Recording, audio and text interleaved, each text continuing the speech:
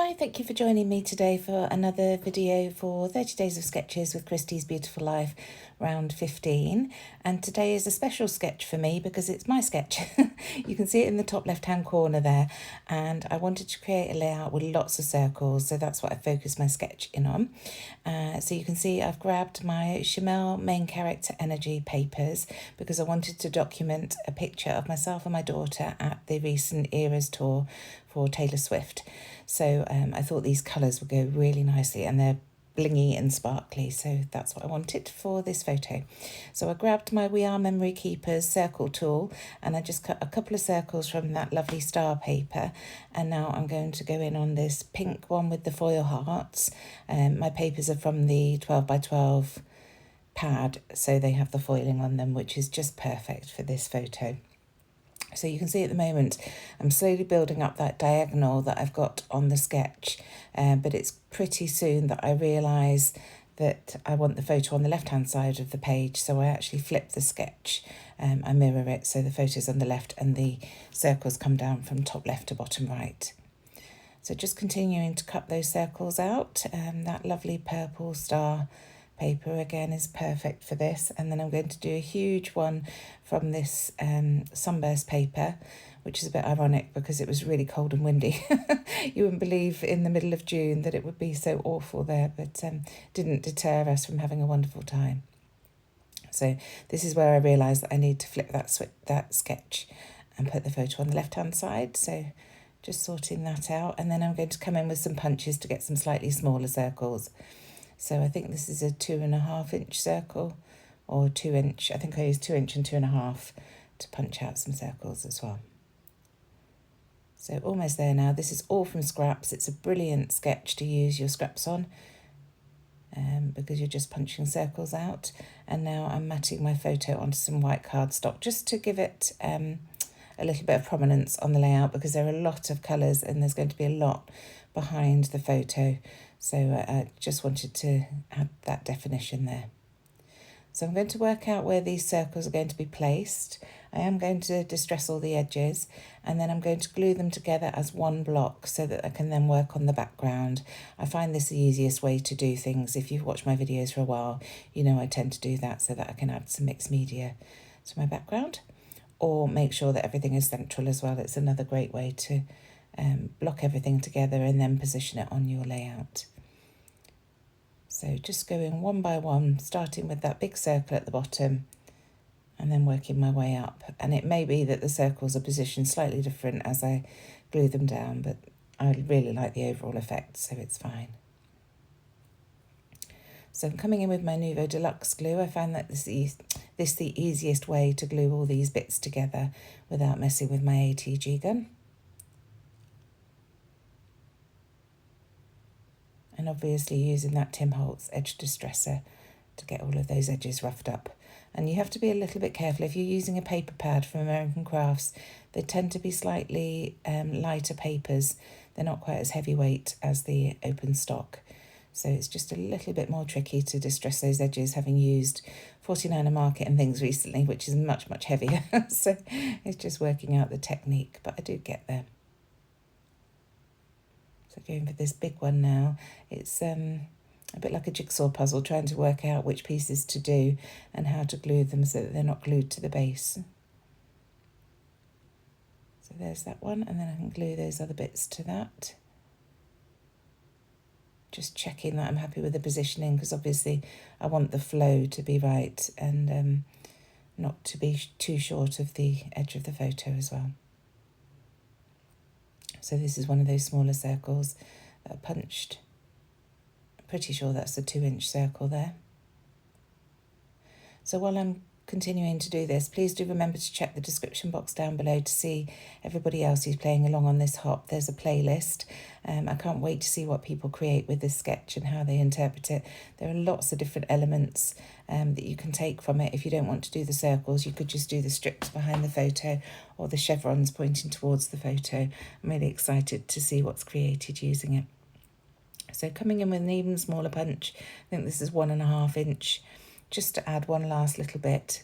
I wanted to bring that turquoise colour in. And now I'm going to come in with the Live Captured stamp set from Hey Little Magpie. This is an absolutely fantastic stamp set with lots of circular elements. If you're doing this sort of layout, I would highly recommend it. It works really nicely. So first of all, I've grabbed the circle with the chevrons, and I'm using scattered straw for that. And then I've grabbed the heart in the circle, and it's like a distressed heart. It's brilliant. So I'm going to do one in the scattered straw towards the bottom, and then I'm going to switch over to picked raspberry and add a couple more in that lovely pink colour. So one down there, and you can see I'm overlapping these circular elements, the stamped elements, just for continuity really on the page. So that's the picked raspberry with the heart, and now I'm coming in with the star and salvage patina, which works really nice with that turquoise colour in Shimelle's collection. And you can see I'm taking a couple of them off the edges of the page, again just to lead the eye right the way across. So now that's done, I'm going to come in with some of the other circular elements. These are word elements. So the first one that I'm adding says Good Times, which works really nicely with these pictures. And I'm adding these in Archival ink just to get a nice crisp image, and also because I know I want to bring in some wet mediums and I don't want the black to bleed. And then this second one says Life Captured. Again, perfect for these photos. So next there's a little round circle that says love in the middle, and I want to bring that in just in the black because I'm going to colour that in with watercolour as well, with watered down distress oxides. So just adding that in a couple of places, and then I'm going to bring in the little chevrons just to have these as elements pointing towards the photo. I think that's it for the stamping. So now I'm going to come in with some watercolour, as I say, just using a couple of the distress oxides. I grabbed the spun sugar and then a little bit of that picked raspberry, and I'm going to roughly colour in those circles. I wanted it to bleed over the edge and look a little bit messy. So that's them coloured in, and then I'm going to add some splatters just to bring that colour a little bit more around the page. So I should move this off to dry, just checking that I'm happy with the positioning and everything, and that there are enough splatters. A couple more down there. And then I'll move that to the side and start building the layers behind the photo. So I'm using my grid on my glass mat to work out where the photo will sit so that I can see how these will work. So I'm cutting approximately 1-inch strips here, not being too precious, and just grabbing similar papers, if not the same papers as the ones that I used for the circles. Now that piece wasn't long enough, but it's fine.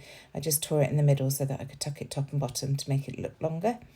And then I'm just bringing in a green piece. We haven't really got much green elsewhere on the layout, but I just thought that would work really nicely behind the photo. So another dotty piece. I definitely like my dots, don't I?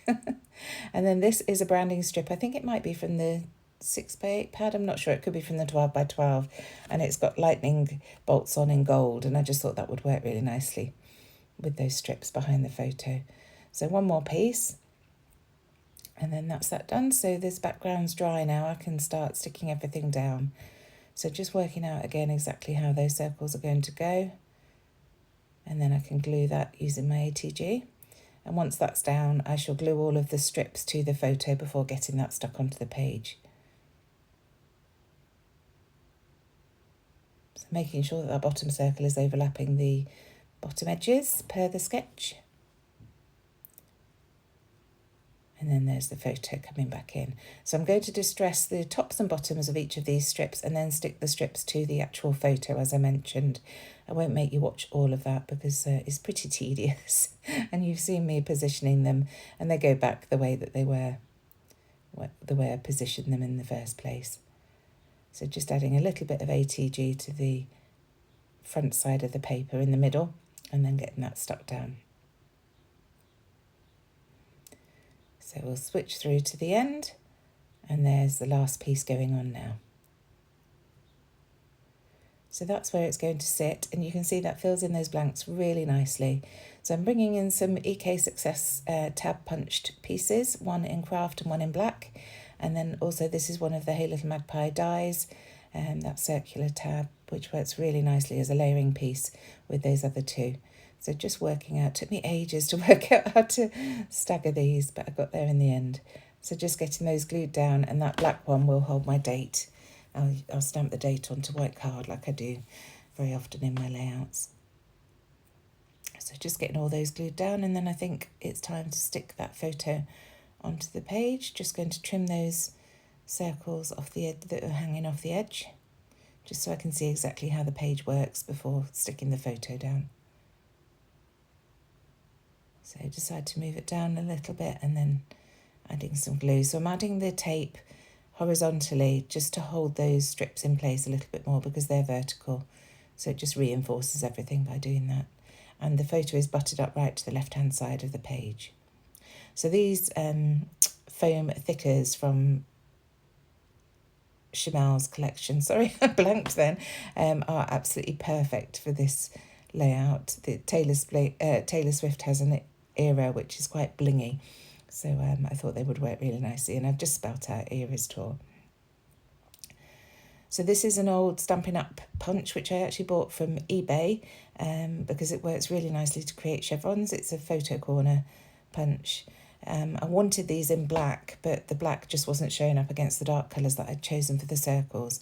So you can see I try black because I really wanted that, but it definitely doesn't work. So I use the white to start with, and I'm going to punch all those little hole reinforcer circles that you can see around the sketch once these are glued down, and then I will find a way of introducing the black into those chevrons shortly. So just using my T-square ruler to check that I get these straight on the page, because that would be very annoying if they weren't. There's so many different levels on this page now with all the circles going diagonally and things. It was a good idea to bring that T-square ruler in. So here are those hole reinforcer punchy pieces. So just dotting those about the page in black, and that really makes the colours in the page pop, introducing that black. And that's why I wanted the black in the chevrons, but as I say, you'll see how I sort that out shortly.